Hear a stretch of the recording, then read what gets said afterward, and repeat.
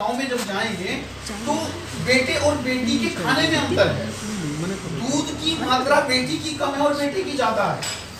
आज भी बेटी की शिक्षा ग्रेजुएट में बीए और एमए है और बेटे की इंजीनियरिंग और मेडिकल साइंस की तैयारी और सब पढ़ाई है। ये ग्राउंड लेवल पे क्यों है? ये सारी चीजें जो और इन सब सारी चीजों को देखते हुए भी जो ये भारत का संविधान जनता के बीच में जाना चाहिए था, ये किसकी जिम्मेदारी थी?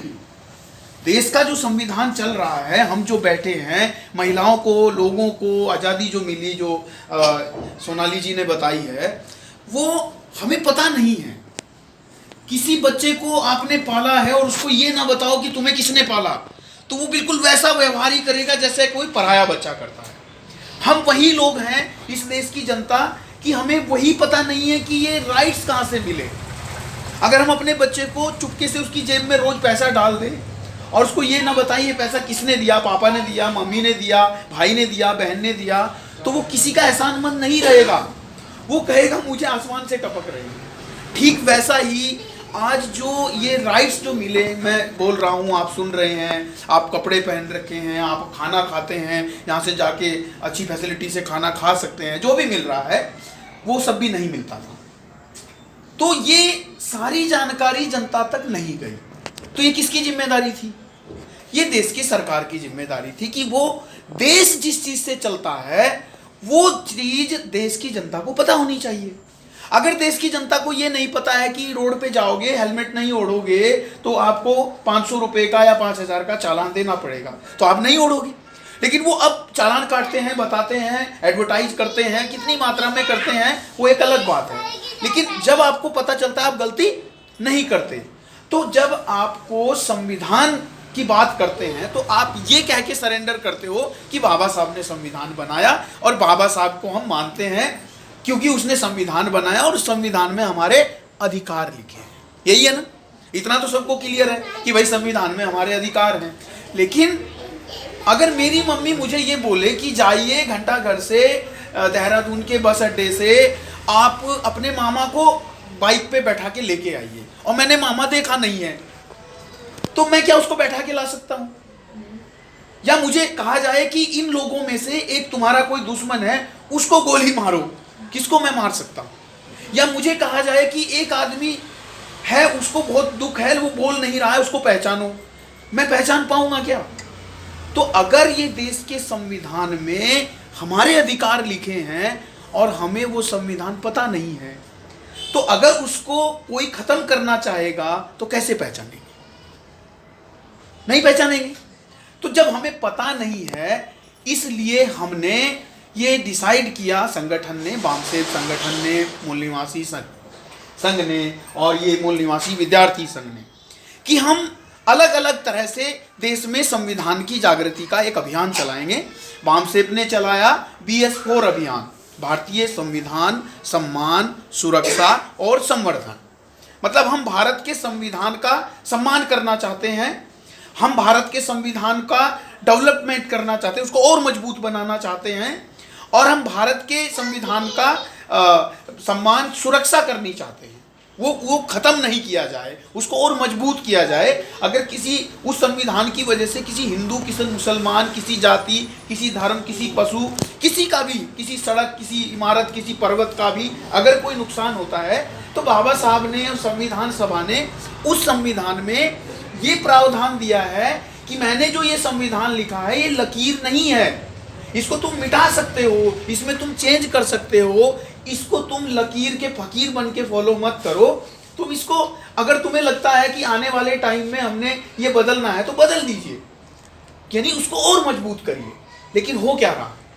जो सोनाली जी ने बताया कि कर्मचारियों को अपने अधिकार नहीं पता है, महिलाओं को अधिकार नहीं पता है, पुरुषों को अधिकार नहीं पता है, एम्प्लॉय को नहीं पता है, और इस वजह से सत्ता में बैठे लोग हमारे इस देश के सीधे साधे नागरिकों पर वो अपनी सत्ता वैसे ही जमा के बैठे हैं जैसे संविधान से पहले, जब राजा के बाद राजा ही राजा बनते थे।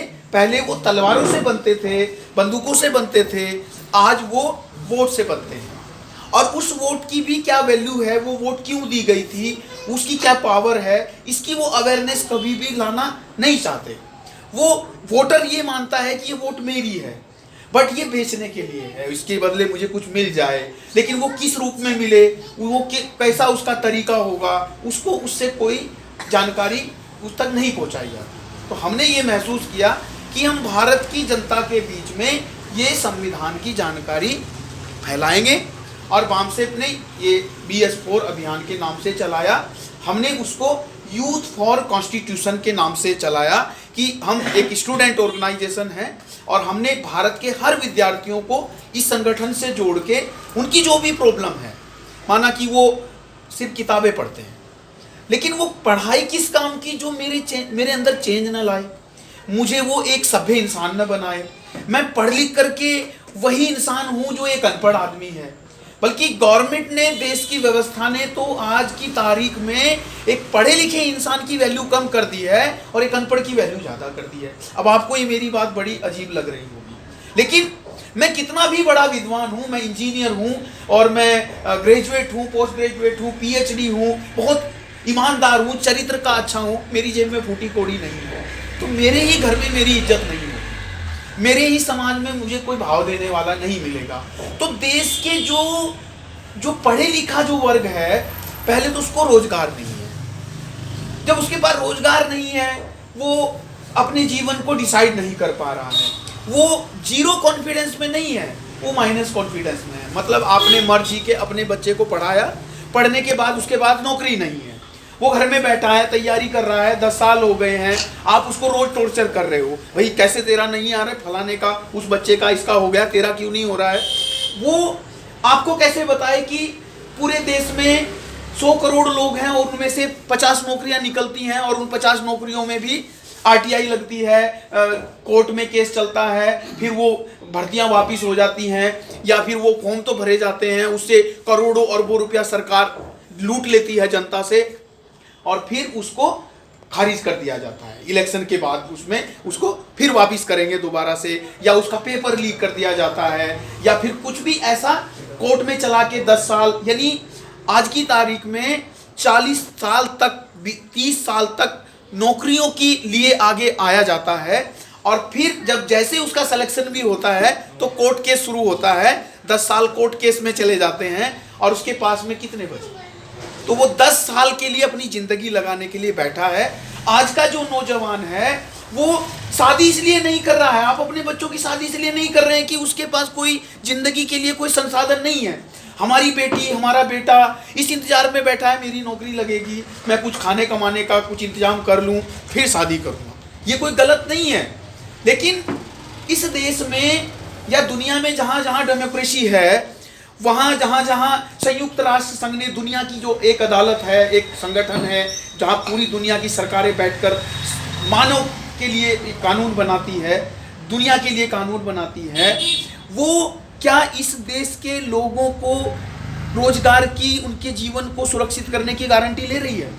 तो आप देखिए वो नहीं ले रही। तो वो अगर नहीं लेती है तो आप अगर ये जिम्मेदारी लेना भी चाहते हैं, क्या लेना चाहते हैं, आप अगर अपनी जिंदगी जीने के लिए खेती करना चाहते हैं, आप अगर इस सिटी में मकान बनाना चाहते हैं, आप इस सिटी में अगर कहीं सब्जी बेचना चाहते हैं, मजदूरी करना चाहते, क्या कर सकते हो? अपनी मर्जी से कर सकते हो क्या? नहीं कर सकते। ये आपकी मर्जी नहीं है, ये भी सरकार डिसाइड करती है कि अगर आपको मजदूरी देनी ही नहीं है, वो ऐसे स्टैंडर्ड तैयार कर देगी कि बड़ी बड़ी मशीनें लगा देगी और देश के लोगों से रोजगार खत्म कर देगी।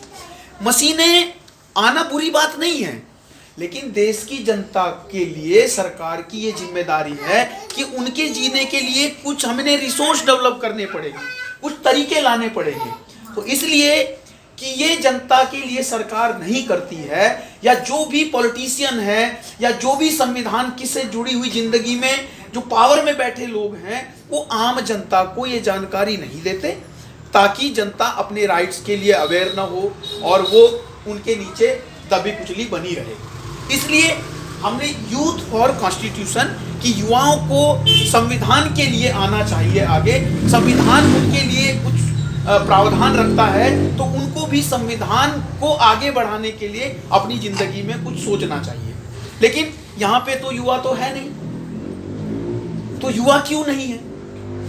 तो आप देखिए, क्या ये जो हम काम कर रहे हैं, हम जन जन तक संविधान पहुंचाना चाहते हैं? अम्बेडकर को नहीं पहुंचाना चाहते, हम मुझको नहीं पहचाना चाहते, हम किसी पुरखे की किसी की बुराई करना नहीं चाहते। हम चाहते कि ये संविधान से सरकार चलती है, देश चलता है, और जिस चीज से देश चल रही है वो जनता को पता होनी चाहिए। तो ये हम सरकार का काम कर रहे हैं। तो हम ये कहना चाहते हैं, क्या ये अच्छा काम है कि बुरा काम है? आप बताइए। अच्छा काम है। अब ये बताइए, ऐसा कौन आदमी है जो देश में, दुनिया में अच्छा काम करना नहीं चाहता? कौन है? सब चाहते हैं सर। कौन है? कोई भी नहीं। कोई ऐसा आदमी है कि वो ऐसे कोई अच्छे काम है, वो देखता है, उसकी वाहवाही करता है कि बहुत अच्छा है, बहुत अच्छा है, लेकिन वो अपनी नेक्स्ट जनरेशन को, अपने बच्चों को अच्छा काम करने वाला अच्छा आदमी बनाना नहीं चाहता? वो कौन है? कौन है वो? आप लोग, हम लोग हैं वो। हम दूसरे के काम को अच्छा कहते हैं, बट उसी अच्छे काम को करने के लिए अपने बच्चों को इन्वॉल्व नहीं करते। ऐसा क्यों है? मैं या तो किसी काम को अच्छा ना कहूं, या फिर मैं किसी काम को अच्छा कहूं तो उसकी अच्छाई में मेरी भी भूमिका उतनी होनी चाहिए, क्योंकि वो अच्छाई तब तक है जब तक आप उसके साथ हो। अगर आप उसके साथ नहीं हो, अंबेडकर ने कहा, जुल्म करने वाले से ज्यादा जुल्म सहने वाला गुनहगार है।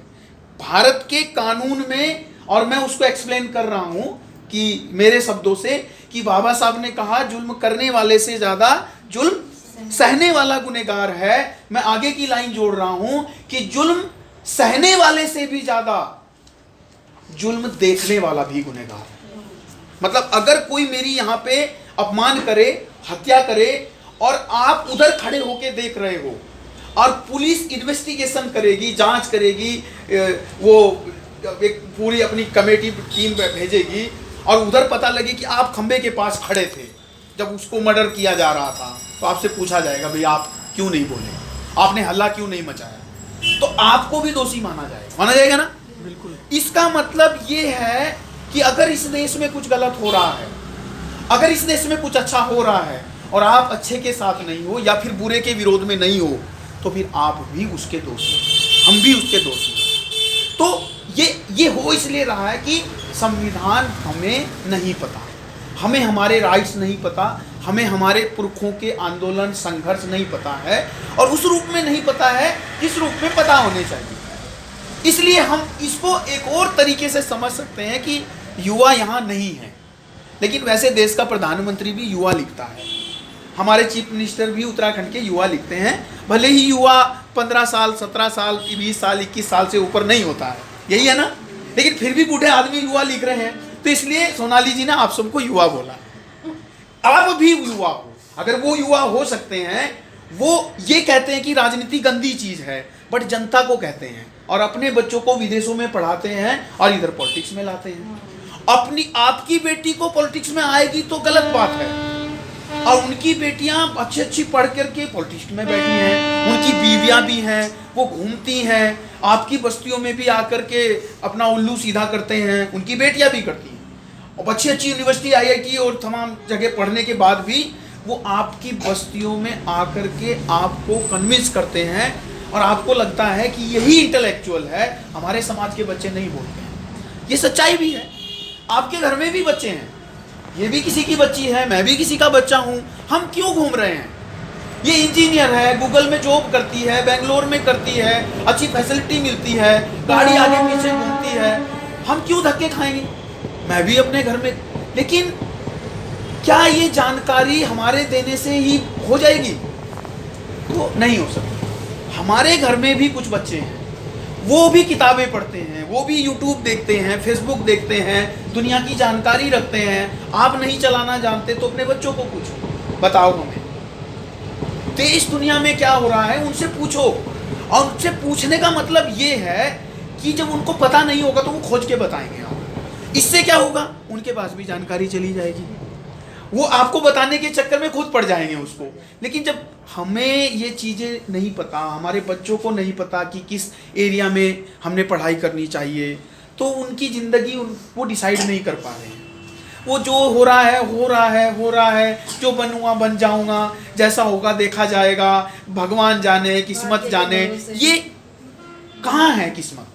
ये हमारे पुरखों के विचार को हम समझे नहीं, और जैसा हमने देखा समझा कोशिश की वैसा हमने मान लिया। जैसे बाबा साहब अम्बेडकर की ये मूर्ति है, जगह जगह लगी है, तो हम बाबा साहब की मूर्ति पे माला चढ़ाते हैं, हाथ जोड़ते हैं, और कुछ लोग कहते हैं कि बाबा साहब अम्बेडकर जो है वो हिंदू धर्म के खिलाफ थे, देवी देवताओं के खिलाफ थे, और ये सारे अम्बेडकरवादी भी देवी देवताओं के खिलाफ बोलते हैं, ऐसा बोलते हैं ना। अभी अभी एक टीवी में चल रहा है कि दिल्ली के अंदर धर्म बदल लिया जी।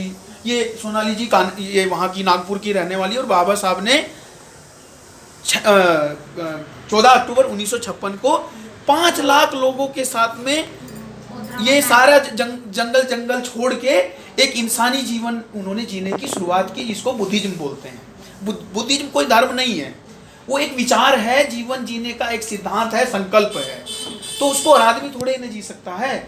तो उसको वो कभी उन्होंने नहीं बताया कि वो 22 प्रतिज्ञाएं भारत सरकार ने ही उधर छापी है। और ये मेरे पास एक किताब है, इस किताब में भी, इन किताबों में भी भारत सरकार की ये किताब है, इसको भारत सरकार छापती है, और इन किताबों में भी भारत सरकार ने वो 22 प्रतिज्ञाएं लिखी हैं, जिसमें लिखा है कि मैं ब्रह्मा विष्णु महेश को ईश्वर नहीं मानूंगा। उन्होंने ये नहीं कहा उनको शैतान है, उन्होंने कहा मैं ईश्वर नहीं मानूंगा, इंसान मानूंगा, और इंसान वो कैसा था वो अभी तुमने लिखा है अपनी किताबों में, वैसा ही मानूंगा। तुमने लिखा है कि ब्रह्मा अपनी बेटी के साथ में गलत काम करता था, ये करता था, वो करता था, औरतों को, ये सारे इनकी संस्कृति में जो देव भूमि इसको बोल रहे हैं, सारे देव अपनी ही महिलाओं के साथ, अपने ही धर्म के लोगों के साथ अत्याचार करते थे। अपनी ही किताबों में लिखते थे कि ढोल गंवार शूद्र पशु नारी सकल ताड़न की अधिकारी। ये किताब में लिखा है ना, ये रामचरितमानस है। इस किताब में लिखा है कि महिलाओं को पीटो, ये पीटने से ठीक रहती हैं। शूद्रों को, SC ST OBC के लोगों को पीटो, ये पीटने से ठीक रहते हैं। इस किताब में लिखा है कि जे वर्णाधम तेली कुमारा सपच की रात कोल कलवारा। मतलब वर्णों में जो अधम नीच पापी हैं वो कौन है? कोल कलवार, ये नाई तेली माली यादव कुमार जाट, सारे ये नीच हैं, इनको कूटना चाहिए, कूट के ठीक रहते हैं, लिखा है इसमें। अब इसको क्या जलाना चाहिए कि इसको पूजना चाहिए? महिलाओं को तो जला देना चाहिए ना इसको। लेकिन हम इसका गुणगान करते हैं, पूरे शहरों में जाए, गांव में कोई नहीं पढ़ता इनको, गांव में जबरदस्ती पढ़ाया जा रहा है। हमारी महिलाएं इनको खोल के पढ़ती है, और इसको पूरा ये पढ़ के इसका पेपर फिर लॉक करके फिर आगे अगले दिन पढ़ती है। तो हो क्या रहा है कि हम पढ़ रहे हैं जैसे हमारे बच्चे पढ़ रहे हैं। हमारे बच्चे सोशल साइंस पढ़ते हैं, पॉलिटिकल साइंस पढ़ते हैं, मेडिकल साइंस पढ़ते हैं, MBBS डॉक्टर बनते हैं, लेकिन जब खुद बीमार होते हैं तो मंदिर में जाते हैं, दुनिया का ऑपरेशन करते हैं, सारी चीज बता देते हैं, लेकिन मंदिर में जाए बगैर ठीक नहीं। हमारे बच्चे MBBS डॉक्टर हैं, बहुत शालीन स्वभावी हैं, सोशल साइंस पढ़ी है, पॉलिटिकल साइंस पढ़ी है, लेकिन इस देश में जब एक डॉक्टर अपनी बीवी के 72 टुकड़े करता है, यही करता है ना, किया था ना, वो उस पर कोई ज्यादा ये नहीं होता है, कर दिया तो कर दिया, केस चला, जेल में डालो, इतना भर ठीक है। लेकिन एक मुसलमान लड़के ने किसी अपनी गर्लफ्रेंड के साथ में अनबन होने की वजह से उसको हत्या कर दी, उसके टुकड़े कर दिए, तो उसको हत्यारा नहीं कहा जा रहा है, सिर्फ उसको मुसलमान भी कहा जा रहा है। तो क्या मुसलमान की